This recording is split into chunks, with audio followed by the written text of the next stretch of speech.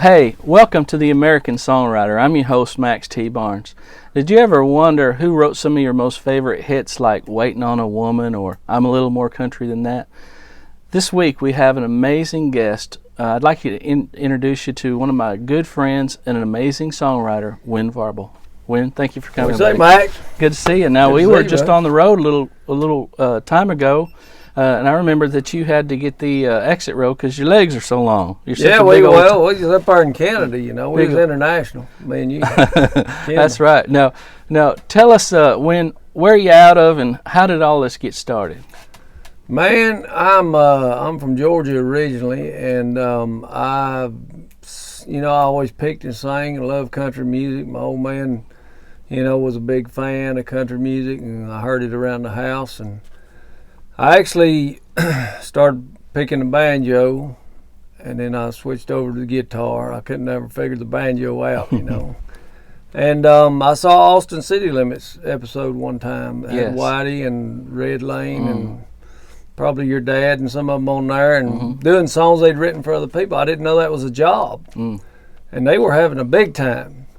And I said, that's what I want to do right there. It's the best job in the world. It's the best job in the world. So I just set my sights on that. Now, how long after that, you say from down south, I would have guessed New York City, but how long after that till you got to your very first number one have you forgotten? How long was it? Oh, gosh. It was a pretty good while. I've played clubs forever, and I ended up moving to Nashville finally for good in '92, and my first number one was 2001, I guess. Yeah. So it took a minute. So it wasn't an overnight success. No, I had songs cut, after I'd been here about 5 years. My first song on the radio was a Sammy Kershaw thing called Fit to Be Tied Down, and a great hook. It was the song ain't no good, but no. Well, I hadn't heard it in a while. No, but it's just they said it's a 5-year town, and of course me, like you and everybody else said, well, it ain't gonna take me no 5 years, But it did. It was just about 5 years to the month, It's amazing. I know. Somebody's got this part of this figured out. Right.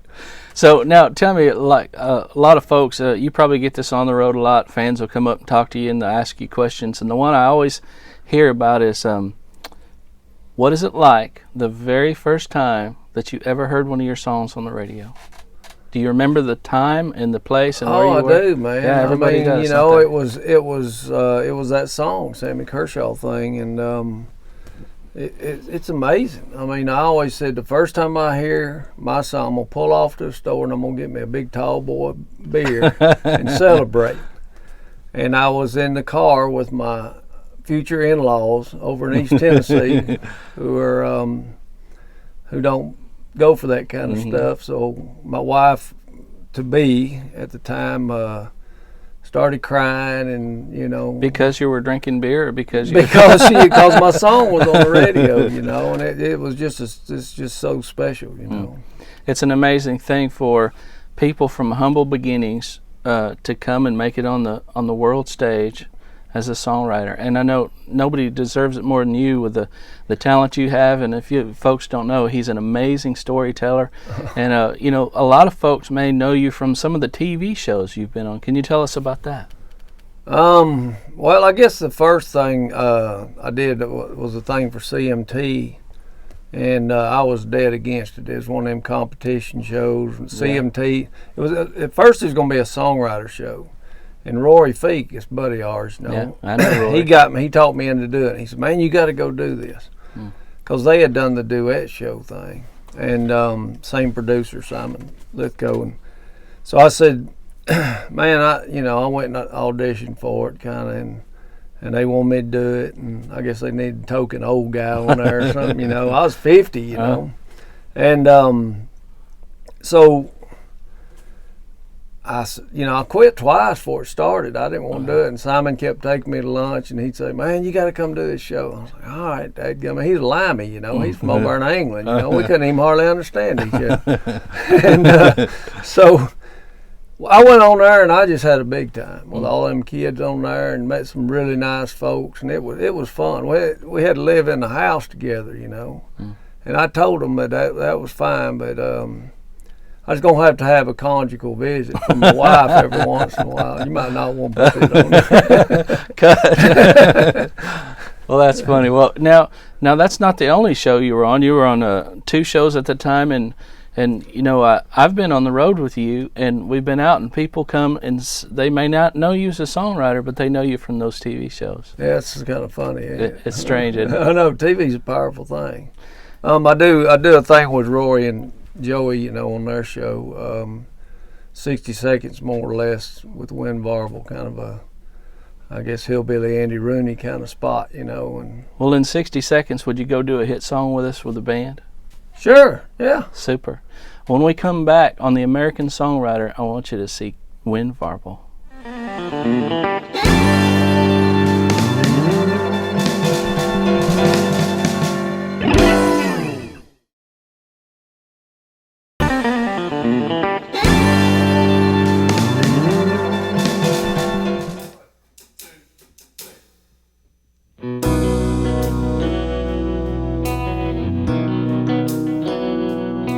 Sitting on a bench at West Town Mall, when he sat down in his overalls and asked me, "You waiting on a woman?"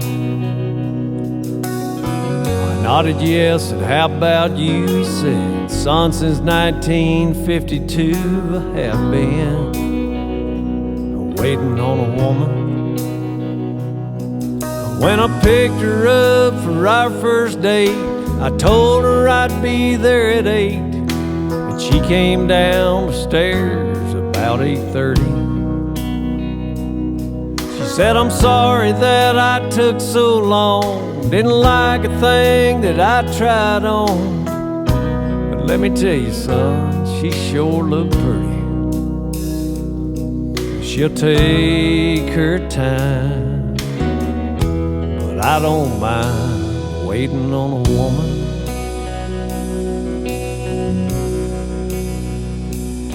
He said the wedding took a year to plan. You talk about an anxious man, I was nervous waiting on a woman. Then he nudged my arm like old men do and said, "But I'll say this about the honeymoon, it was worth it waiting on a woman." And I don't guess we've gone anywhere. She hasn't made us late, I swear. Sometimes she does it just 'cause she can do it. He said, "Boy, it's just a fact of life. It'll be the same with your young wife. You might as well go on and get used to it. She'll take her time, but you don't mind waiting on a woman."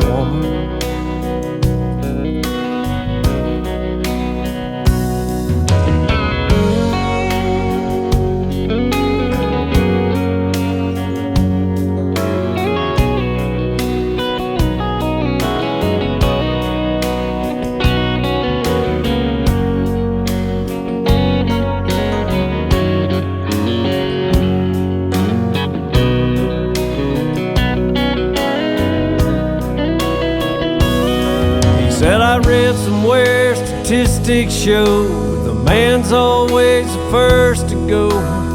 And that makes sense 'cause I know she won't be ready. So when it finally comes my time and I get to the other side, I'll just find myself a bench if they've got any. I hope she takes her time, I don't mind waiting on a woman.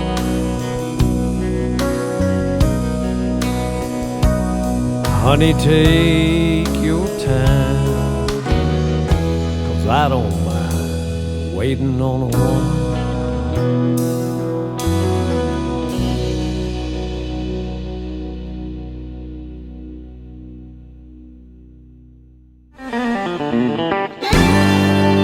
hey, welcome back to the American Songwriter. I'm your host, Max T. Barnes, and that was amazing. When Waiting on a Woman is one of the top songs of that year, and just an all-time great song, and I know everybody knows it. You sing it great, and my main question for you is, did you get to meet Andy Griffith? Man, I wanted to. Well, Brad actually flew me and Don Sampson, the guy I wrote it with, up to Virginia Beach. He was doing a show there, and Andy was going to come up that day, and we was going to get to meet him, and Andy got sick and never did get to. But he was on the show or on the video, and that made my life whenever I saw that. That was so just cool. Having your name on something that Andy Griffith was part of is pretty I know. amazing. Him saying words that you wrote. Yeah, isn't that really cool? That's really cool. So I guess you just give up after that, right? Yeah, I'm done. Yeah. Now let's talk about this. Leanne Womack, Garth Brooks, Brad Paisley, Gary Allan. All these folks have cut your songs. Now, can you tell me, what is it like to hear your song done by someone else? And can you tell me one of your favorites that you thought, oh, they really pulled that off? I know a lot of times when I'll get a song cut, it may not be exactly how I meant it to be. Can you tell us what that's like? Yeah, man. You're right. Some of them, it ain't what you expect. You know, they'll change it. Brad changed Waiting on a Woman quite a bit. It was a pretty simple demo, and Brad kind of jazzed it up and made it his own. And and at first, when I first heard it, I was like, man, I don't know about that, But then, like I told Brad and Frank, after I heard it on the radio about 100 times, I thought that's pretty good. Yeah, that's amazing. It's a great salve, isn't it? Yeah, it is. And he did a great job with it. It's just, when you get demo-itis, you get used to hearing the way you did it. Absolutely right. Now, I'm sure that you've probably never even gone back and heard that demo, but if you ever did, it'd be like, it'd have the opposite effect now. Exactly, yeah, that's right. Mm-hmm. So, like, as a songwriter, I get this question a lot. Like, out on the road, people ask me, fans will ask me, as I'm sure they ask you. So I'm going to ask you for the folks at home, where do you get your ideas? What, are you riding a horse, or are you mowing the lawn, or driving down the road, or how does that work? Man, you know how it is, Max. You get them everywhere. I'm asking you for get them folks. everywhere. You can get them riding down the road. You can get them watching TV. The first song I ever had cut was a song called "Cut Me Off," and it was like "Cut Me Off at 1 tonight," or about 1:30, and that was off of Cheers, Norm came in, they said, Norm, and he said, hey, they said, you want a beer, Norm? Yeah, but cut me off at 1. I'll make it 1:30. And I said, that's a song.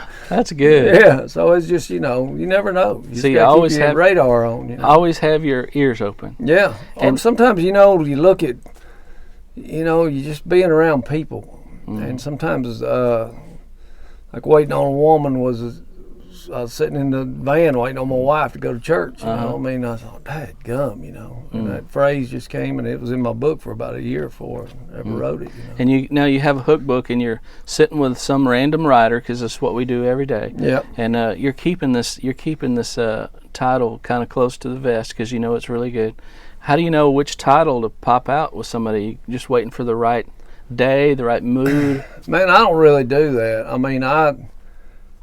Like that day, I was coming to town, and something happened. I talked to an old guy I used to work with that was on his deathbed, and I got to thinking, and it was like God just told me how to write that song.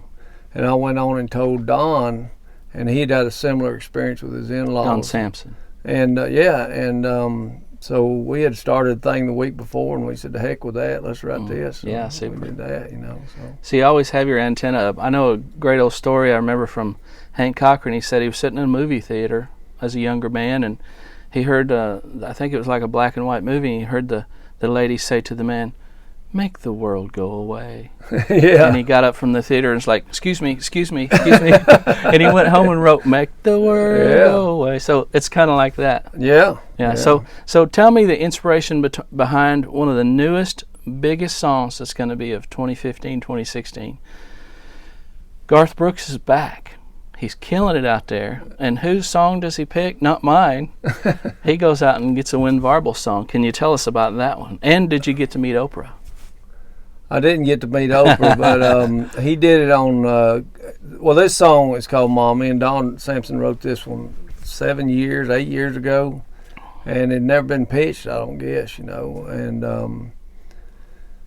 I was sending Gar some songs. He had cut a couple of my things for this new record, and I sent him. He had one more batch, and I was sending. Now, I think I know some backstory. I hope you share that you weren't going to send this song. I wasn't going to send it. I was looking for some, tempo things to send him, and my wife said, "Send him that Mom song," and I said, "He ain't gonna like that," And she kept on, and I said, "If you'll hush, I'll send it to him." So I sent it to him, and then. Hour and a half later, I get to the office in Nashville, and Garth called, and he goes, "Man, I'm freaking out about this song." He goes, I love this song, and which was great, but bittersweet, because I'm glad Garth likes my song, but I got to call my wife and tell her she was right, again. The heart, is it worth it? It's worth it. It's worth it. But now she thinks she's a publisher. She tells me what to send to everybody now. No, she's. It was a good idea. She's better than a lot of song pluggers I've worked with. Well, let's do your publisher proud and have you go out and sing that song. Would you sing that for us now? I'll be glad to. Yeah. Ladies and gentlemen, this is Wynn Varble with Mom.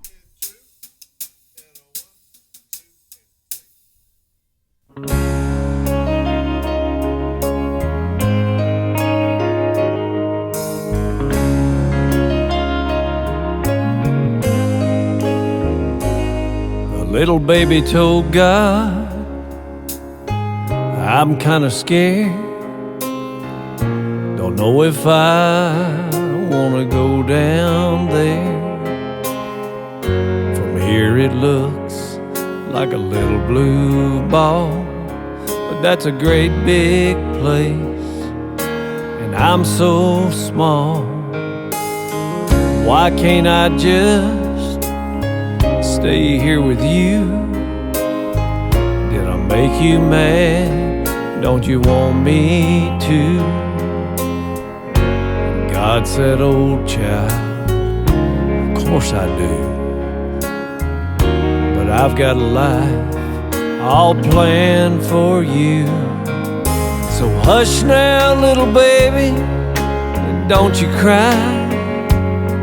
There's someone down there waiting whose only goal in life is making sure you're always gonna be alright. A loving angel, tender, tough and strong. It's almost time to go and meet your mom."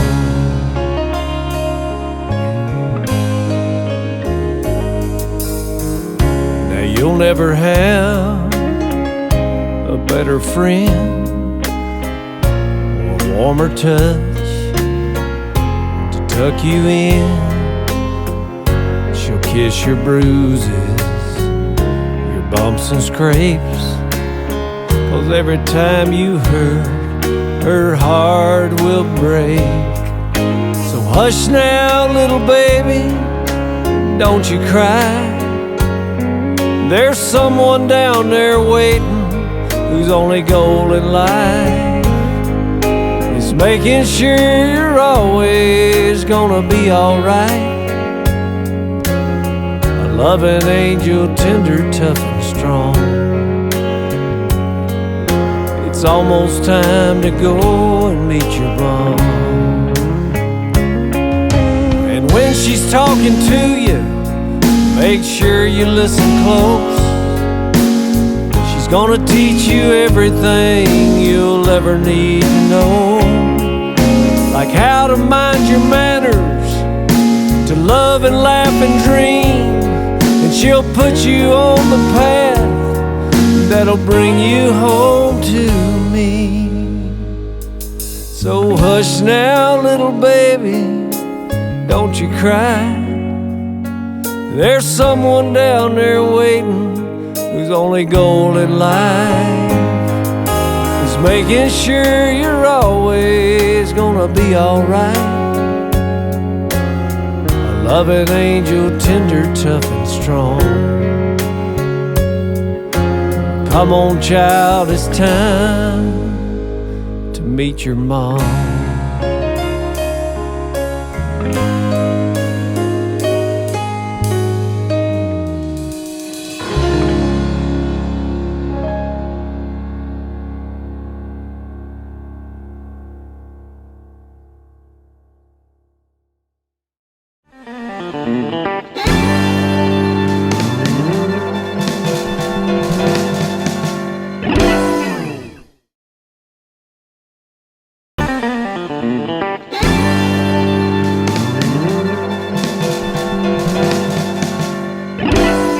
Hey, welcome back to the American Songwriter. I'm your host, Max T. Barnes, and we have the special treat of having Wynn Varble with us today, American storyteller, songwriter, hit songwriter.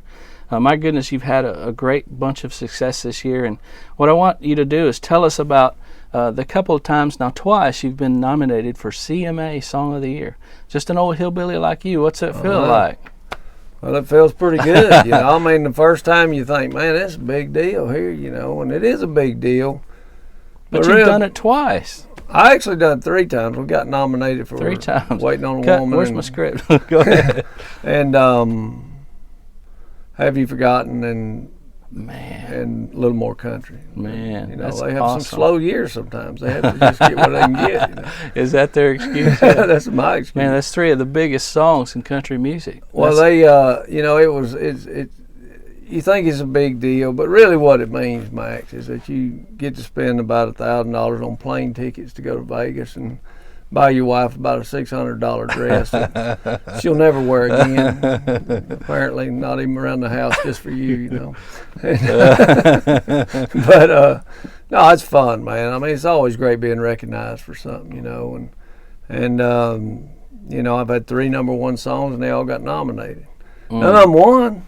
Not one of them's won yet, but there's always next time, That's amazing. Just to be part of something like that, the big picture where you're recognized by your peers, it's amazing, isn't it? Yeah, it is. It is. So tell us what you do in your time off. Or do you have a penthouse in New York City? Or I sold that. No, I got a little farm out there, other side of Columbia. And, down south of Nashville. Down south of Nashville. And I just, when I'm not writing songs or on the road, I'm trying to catch up out there, Doing your thing. You got a lot of projects and animals down there? Got a few cows and a few horses and just, a lot of honeydews always on the list, so. Well, I've got a little hobby farm too, and it really clears your mind, doesn't it? It does me. Yeah. I think of songs when I'm out there bush hogging or, whatever.